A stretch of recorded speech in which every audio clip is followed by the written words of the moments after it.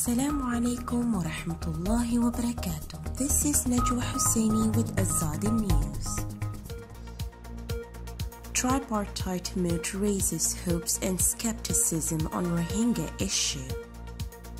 UN steps up support for thousands left homeless after fire at Rohingya refugee camp.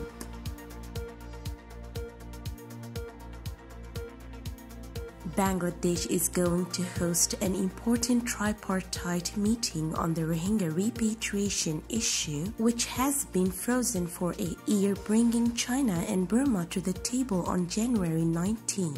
The last tripartite meeting was held on January 20 last year in New York, and since then Burma has been allegedly postponing the bilateral talks despite repeated attempts by Bangladesh.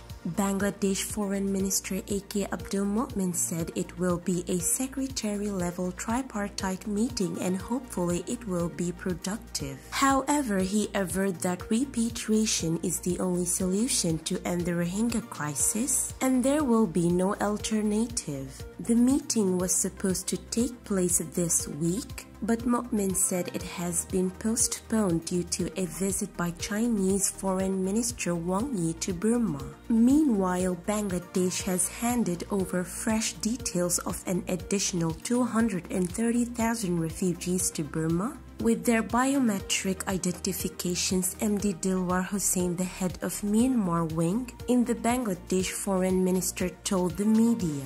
Bangladesh has so far given complete details of nearly 840,000 Rohingya refugees to Burma, but out of them only 42,000 have been verified by the authorities in Yangon, and this slow process is causing a delay in the repatriation, he said. A human rights group activist has accused China of helping Burma avoid sanctions proposed by international organizations including the UN on the Rohingya issue.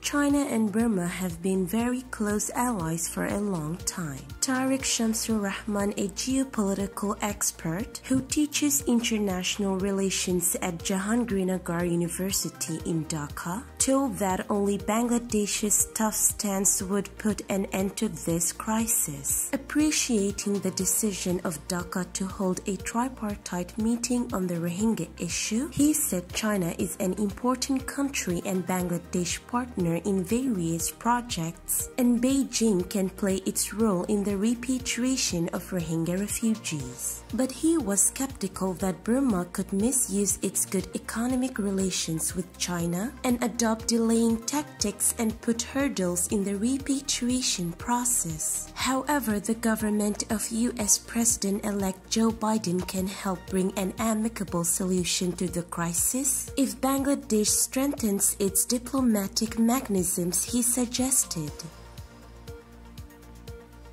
UN agencies have stepped up efforts to help thousands of Rohingya refugees left without shelter after a devastating fire tore through a crowded refugee camp in southeastern Bangladesh on last Thursday. The fire erupted shortly after midnight on Thursday in the Nayapara refugee camp in Cox's Bazar, gutting up 550 shelters and 150 shops. A community center is also said to have been destroyed. About 3,500 Rohingya refugees, including children, lost their homes and belongings in the blaze. In the middle of winter and the coronavirus pandemic, UN agencies said. No lives were lost and the fire was brought under control in a few hours by firefighters, volunteers, and refugees. The Nayapara camp hosts about 22,500 refugees,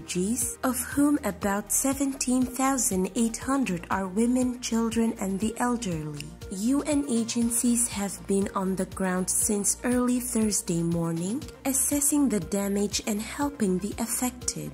We are working with our government and NGO partners, other UN agencies, and Rohingya refugees to help people who have lost their homes and possessions during last night's terrible fire in the refugee camp at Nayapara, said Marindin Kachdamchaj, an official with the UN Refugee Agency UNHCR in Cox's Bazar. The UN World Food Programme (WFP) is providing emergency food assistance including hot meals to families in need. Alongside humanitarian partners from the Intersector Coordination Group (ISCG), Bangladesh Red Crescent and NGOs are also assisting the affected people.